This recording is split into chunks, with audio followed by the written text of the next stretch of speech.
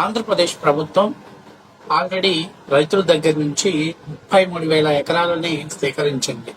3,500 ఎకరాలు వివిధ కారణాల వల్ల రైతులు ప్రభుత్వానికి భూమిని ఇవ్వడానికి వ్యతిరేకిస్తూ ఉండటంతో అది పెండింగ్ లో ఉంది. తాజాగా రాష్ట్ర ప్రభుత్వం జోన్ 2 కింద మరొక 33,000 ఎకరాలను స్వీకరించాలని ఒక ప్రతిపాదనని డిపిఆర్ ని సిఆర్డి అధికారులకి పంపించడం జరిగింది. అప్పట్లో పురపాలక శాఖ మంత్రిగా ఉన్నటువంటి నారాయణ గారు అప్పటికి పెద్దపరిమి హరిశ్చంద్రాపురం గ్రామ రైతులు కూడా మా భూములను ఇవ్వడానికి మేము సిద్ధంగా ఉన్నాం ల్యాండ్ పూలింగ్ కి అని చెప్పినప్పుడు అప్పట్లో అమరావతి కేవలం 271 చదరపు కిలోమీటర్లు మాత్రమే అనుకోవటం వల్ల అప్పట్లో ఆ ప్రతిపాదనని ప్రభుత్వం తీసుకోవడానికి సిద్ధంగా లేదు. అయితే 2019లో జగన్మోహన్ రెడ్డి ప్రభుత్వం వచ్చిన తర్వాత ఆ మాస్టర్ ప్లాన్ ని ధ్వంసం చేయటం, అంతేకాకుండా గతంలో కొన్ని కంపెనీలతో చేసుకున్నటువంటి ఒప్పందాలు రద్దు చేయటం, ఇలాంటి కారణాల వల్ల ప్రస్తుతం అమరావతి వేగవంతం అవ్వకపోవడంతో అమరావతి చుట్టుపక్కల కూడా రియల్ ఎస్టేట్ వ్యాపారం పూర్తిగా పడిపోయింది.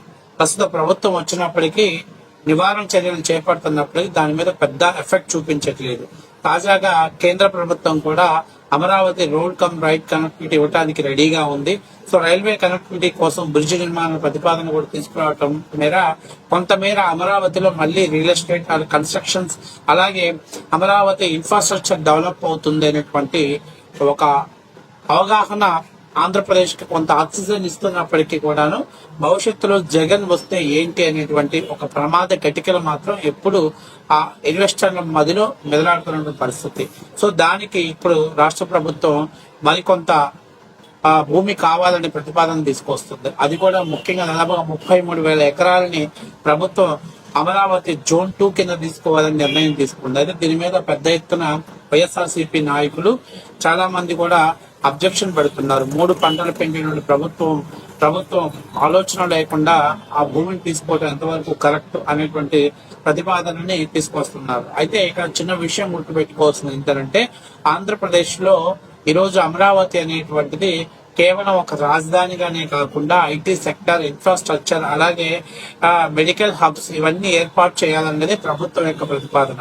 అంతేకాకుండా కొత్తగా నిర్మించుకున్న రాజధానికి సింగపూర్ లాంటి టెక్నాలజీస్ ఉపయోగిస్తూ ఎక్కడా కూడా నీళ్లు నిలబడకుండా రోడ్ల మీద నీటి నిలబడే లేకుండా ఎక్కడికెక్కడ అండర్ గ్రౌండ్ డ్రైనేజ్ సిస్టమ్ ద్వారా నీటిని పంపింగ్ చేయాలని, తద్వారా ఆంధ్రప్రదేశ్ లో ఏర్పడే రాజధాని అత్యంత టెక్నాలజీ కలిగినటువంటి రాజధానిగా భావితరాల భవిష్యత్తులో ఈ రాజధానిని భారతదేశానికి ఒక అద్భుతమైనటువంటి దిక్సూచిగా నిలబెట్టాలన్నది చంద్రబాబు గారి వ్యూహం. అందులో భాగంగానే ఎక్కడికి కాంప్రమైజ్ అవ్వకుండా ప్రభుత్వం దాని మీద పూర్తి స్థాయిలో ఎక్కడికెక్కడికి వాటి మీద సమీక్ష నిర్వహిస్తూ ఎక్కడున్నటువంటి టెక్నాలజీని అడాప్ట్ చేసుకునే ప్రయత్నం చేస్తుంది.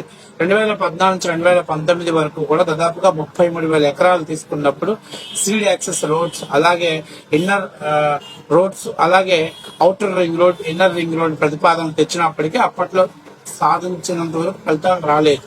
అయితే తాజాగా కేంద్ర ప్రభుత్వంతో ఉన్నటువంటి సహాయ సహకారాలతోటి ఇప్పుడు ఆంధ్రప్రదేశ్ లో అమరావతి చుట్టూ 144 మీటర్ల వెడల్పున ఔటర్ రింగ్ రోడ్ ని అలాగే ఇన్నర్ రింగ్ రోడ్ ప్రతిపాదన కూడా తీసుకురావడంతో ఒక్కసారిగా అమరావతి ఈ ప్రతిపాదన ఓకే అయిన తర్వాత కేంద్ర ప్రభుత్వం కూడా గ్రీన్ సిగ్నల్ ఇవ్వడంతో ఆంధ్రప్రదేశ్ లో రియల్ ఎస్టేట్ మీద అట్లాగే ఇన్ఫ్రాస్ట్రక్చర్ రంగం మీద అలాగే ప్రైవేట్ కంపెనీలు ఎస్టాబ్లిషన్ చేయడం కోసం ఆంధ్రప్రదేశ్ లో ఉన్న అమరావతి ప్రాంతంలోకి చాలా పోటీతత్వం నెలకొంటుంది.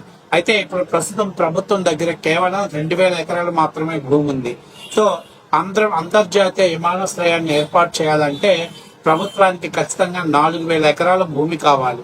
సో ఇప్పుడున్న పరిస్థితుల్లో రాష్ట్ర ప్రభుత్వం మరొక 33,000 ఎకరాలను సేకరించడం ద్వారా అదే ఏదైతే గతంలో ప్రభుత్వం రైతులతో ఒప్పందం చేసుకుందో ల్యాండ్ పూలింగ్ ద్వారా మళ్ళీ 33,000 ఎకరాలు సేకరించడం ద్వారా భవిష్యత్తులో ఏ ప్రభుత్వం వచ్చినా ఈ తుగ్లక్ నిర్ణయం అంటే రాజధాని మార్చేటువంటి తుగ్లక్ నిర్ణయం తీసుకోకుండా ఉంటారు అనేటువంటిది కూడా దాని ద్వారా స్ట్రాంగ్ భద్రతను ఏర్పాటు చేయాలని కూడా రాష్ట్ర ప్రభుత్వం నిర్ణయం తీసుకుంది.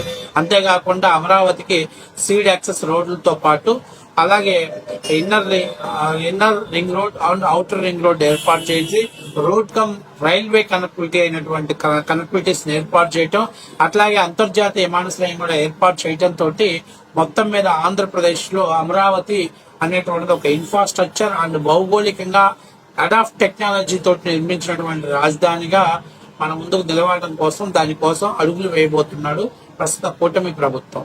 అయితే ఇక్కడ చిన్న విషయం గుర్తుపెట్టుకోవాలి, ఇక్కడ ఇప్పుడు ప్రభుత్వం దగ్గర కేవలం 2,000 ఎకరాలే ఉన్నాయి. అంతేకాకుండా 2014-19 మధ్యలో అప్పట్లో సింగపూర్ ప్రభుత్వానికి కమర్షియల్ గా ల్యాండ్ డెవలప్మెంట్ కోసం అప్పటి రాష్ట్ర ప్రభుత్వం 1,650 ఎకరాల భూమిని కేటాయించింది.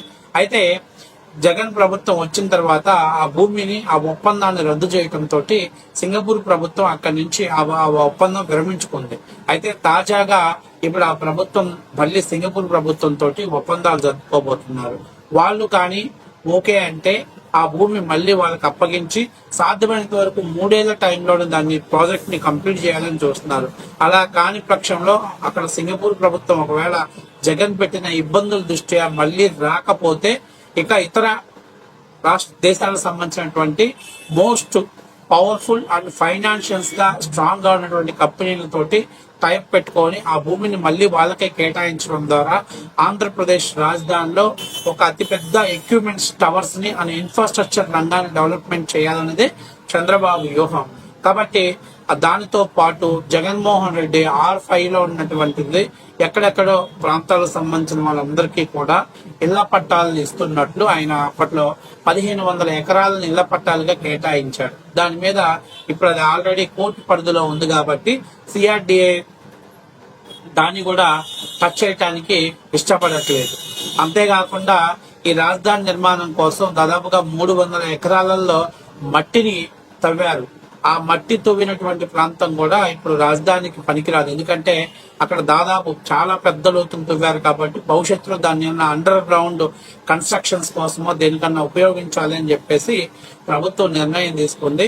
సో ఇప్పుడున్న పరిస్థితుల్లో రాజధానికి అంతర్జాతీయ విమానాశ్రయం ఏర్పాటు చేయాలన్నా 4,000 ఎకరాలు కావాలి. అట్లాగే ఇంకా పెద్ద పెద్ద పారిశ్రామిక కంపెనీలు కార్యాలయాలు అక్కడ ఏర్పాటు చేసుకోవాలన్నా లేకపోతే కంపెనీలు ఎస్టాబ్లిషన్ చేసుకోవాలన్నా పెద్ద ఎత్తున భూమి కావాలి. కాబట్టి ఈ ప్రభుత్వం దాదాపుగా 33,000 ఎకరాల భూమిని సేకరించాలని Zone 2 గా దాన్ని పరిగణన చేసుకోవాలని గతంలో ఎక్కడైతే అమరావతికి భూములు సేకరించారో అక్కడ వదిలేసి అక్కడి నుంచి మళ్ళీ మొదలు పెట్టుకొని దాదాపుగా మరొక 270 చదరపు కిలోమీటర్లు అంటే దాదాపుగా 530 చదరపు కిలోమీటర్ల రాజధాని విస్తీర్ణం చేయాలని రాష్ట్ర ప్రభుత్వం నిర్ణయించుకుంది. ఈ మొత్తానికి కూడా రాష్ట్ర ప్రభుత్వం ₹1 ఖర్చు పెట్టకుండా ల్యాండ్ పూలింగ్ సిస్టమ్ ద్వారానే భూములు సేకరించాలని నిర్ణయించింది. తద్వారా భవిష్యత్తులో ఒక 30-40 ఏళ్ల వరకు రాజధానిలో ఎటువంటి కన్స్ట్రక్షన్ నిర్మించాలన్నా ప్రభుత్వానికి భూమి కొరత ఉండదు. తదనుగుణంగా భూములకు సంబంధించినటువంటి వివాదాలు ఉండవు. భూముల కోసం కోర్టులకు వెళ్లేటువంటి పరిస్థితి ఉండదు. కాబట్టి పారిశ్రామికవేత్తలు ఆంధ్రప్రదేశ్ లో తొందరగా పెట్టుబడి పెట్టడానికి కావలసినటువంటి అనువైనటువంటి వాతావరణం ఉంటుంది. అంతేకాకుండా అమరావతికి అవుటర్ ఇన్నర్ రింగ్ రోడ్ 2 నిర్మాణాలు జరిగినట్లయితే ఇటు మచిలీపట్నం పోర్ట్, అలాగే కాకినాడ, విశాఖపట్నం, అలాగే నెల్లూరు, దుగ్గరాజపట్నం, రాయపట్నం పోర్ట్, ఈ పోర్టులన్నిటికీ కూడా ఈజీగా సరుకు రవాణా గాని లేకపోతే దిగుమతి చేసుకున్న సరుకుని ఇక్కడ తెచ్చుకోవటానికి కూడా అవకాశం ఉండటం ద్వారా తద్వారా ఆంధ్రప్రదేశ్ లో మరింత వేగవంతంగా పారిశ్రామీకరణకు కావాల్సినటువంటి అనువైనటువంటి వాతావరణం ఉంటుందని రాష్ట్ర ప్రభుత్వం ప్రతిపాదన తీసుకొస్తుంది. సో ఇప్పటికీ రైతులు కూడా భూములు ఇవ్వడానికి స్వచ్ఛందంగా ముందుకు వచ్చారు. ఇప్పుడు బాధల్లా ఒకటే, రైతుల దగ్గర ఉన్న ఏకైక సమస్య ఏంటంటే గతంలో జగన్మోహన్ రెడ్డి 3 రాజధానుల కాన్సెప్ట్ తెచ్చి దాదాపుగా అన్ని చోట్ల భూములు ఇచ్చిన రైతుల్ని నిరాహార దీక్షలు కూర్చునేలాగా, ర్యాలీలు నిర్వహించేలాగా, ధర్నాలు చేసేలాగా ఏర్పాటు చేశాడు. మరి దానికే పూర్తి స్థాయిలో ఇప్పుడు ఆంధ్రప్రదేశ్ ప్రభుత్వం గెజిట్ చేపించుకుంది. అమరావతిని రాజధానిగా ఉంచాలంటూ కేంద్రం గెజిట్ పాస్ చేసింది. సో భవిష్యత్తులో ఈ భూములు కూడా కదవటం ద్వారా దాదాపుగా 56 గ్రామాల భవిష్యత్తుని జగన్ ప్రభుత్వం ఏం చేయబోతుంది? ఒకవేళ రాజధాని అమరావతినే కొనసాగిస్తామని చెప్తారా, లేకపోతే మళ్ళీ మేము ఒక ఎన్నికల్లోకి వస్తే 3 రాజధానులు పెడతారా అనేటువంటి కాన్సెప్ట్ మీద జగన్ క్లారిటీ ఇచ్చేంత వరకు కూడా ఇన్వెస్టర్లకు కొంత భయం అయితే ఉంది. పారిశ్రామికవేత్తలు కూడా దీని గురించి ఎక్కువగా ఫోకస్ చేస్తున్నారు. కాబట్టి రాష్ట్ర ప్రభుత్వం సాధ్యమైనంత వరకు రాజధాని మార్చకుండా కట్టుదిట్టమైనటువంటి ఏర్పాటు చేయాల్సిన బాధ్యత కూటమి ప్రభుత్వం మీద ఉంది. ఆ విధంగానే విజిట్ చేయటం జరిగింది, అట్లాగే రైల్వే కనెక్టివిటీ చేయటం జరిగింది, అట్లాగే ఆర్బీఐ కేంద్ర కార్యాలయాన్ని కూడా అమరావతి ప్రాంతంలో ఏర్పాటు చేయడానికి ఆర్బీఐ గ్రీన్ సిగ్నల్ ఇచ్చింది. కాబట్టి తద్వారా రాజధాని ఆంధ్రప్రదేశ్ రాజధాని అమరావతి అనేటువంటిది స్పష్టమైనటువంటి సంకేతాలు ప్రజల్లోకి వెళ్ళినట్లయితే ఇక ఏ ప్రభుత్వం వచ్చినా మళ్ళీ రాజధాని మార్చాలనేటువంటి సాహసం చేయడానికి ముందుకు రాలని నేను అనుకుంటున్నా. కానీ జగన్ మనస్తత్వాన్ని బట్టి మరి ఎలా ఆలోచిస్తారనేది మీకు తెలిసిన విషయమే. ఏది ఏమైనా ఈరోజు రాష్ట్ర ప్రభుత్వం ఒక్క రక్తపు బొట్టు చిందించకుండా దాదాపుగా 68,000 ఎకరాలని స్వీకరించారంటే అది గ్రేట్ విషయం. అది ఒక నాయకుడి మీద ఉన్నటువంటి నమ్మకం. అయితే ఈ రోజు వీళ్ళు మాట్లాడుతారు 3 పంటలు పండేటువంటి భూమి, రాయలసీమకు నీళ్లు అందిస్తే రాయలసీమలో కూడా 6 పంటలు పండిస్తారు. రాయలసీమను ఏం తక్కువ అంచనా వేయాల్సిన పల్ల. హార్టికల్చర్స్ లో ఈ రోజు నీళ్లు తక్కువ ఉన్నప్పటికీ కూడా హార్టికల్చర్స్ లో కడప జిల్లాను గుర్తినటువంటి ప్రాంతం మరొక చోట లేదు. అట్లాగే చిని దానిమ్మకాయలు పండించడంలో కడప అనంతపురం జిల్లాలు మించిన వాళ్ళు ఎవరు లేరు. వేరుశెనగలు అనంతపురం కర్నూలు జిల్లాను మించిన వాళ్ళు ఎవరు లేరు. అట్లాగే పాల ఉత్పత్తిలో చిత్తూరు జిల్లాను మించిన వాళ్ళు ఎవరు లేరు. వాళ్ళకి పుష్కలమైనటువంటి నీటి వసతులు లేక సారవంతమైనటువంటి భూములు కూడా వాళ్ళకి నిరుపయోగంగా పడి ఉన్నాయి. ప్రస్తుతం ఉన్న పరిస్థితుల్లో ఏదైతే నీటి సౌకర్యంగా వాళ్ళకి కలిగించగలిగినట్లయితే, ప్రాజెక్టులన్నీ యుద్ధ ప్రాతిపదికన పూర్తి చేయగలిగినట్లయితే ఆంధ్రప్రదేశ్ అన్నపూర్ణగా అటు ధాన్యానికి తూర్పు పశ్చిమ గోదావరి జిల్లాలు, అట్లాగే కొబ్బరికి కోనసీమ జిల్లాలు ప్రసిద్ధి అయితే, అట్లాగే ఉత్తరాంధ్ర నుంచి కావాల్సినటువంటి పంటని, రాయలసీమ నుంచి కావాల్సిన పంటను తీసుకోవడం ద్వారా భవిష్యత్తులో ఈ 76,000 ఎకరాల ద్వారా మనం కోల్పోయిన పంటని మనం పునరుత్పత్తి చేసుకోవడంతో పాటు ఆంధ్ర రాష్ట్రంలోనే నాణ్యమైనటువంటి కల్తీ లేనటువంటి ఫుడ్ ని రాజధాని ప్రాంతాలు అందించడంతో పాటు దాదాపుగా 365 రోజులు నీళ్ల వసతి కలిగినటువంటి రాజధానిగా అమరావతి వెలుగొందుతుంది. తద్వారా ఇక్కడ అనువైనటువంటి వాతావరణం ఉంటుంది. సో ప్రభుత్వాలు అట్లాగే ఎవరైతే విమర్శిస్తున్నటువంటి షోకాల్డ్ నాయకులు కూడా దీని మీద ఆత్మ విమర్శలు చేసుకోవాలి.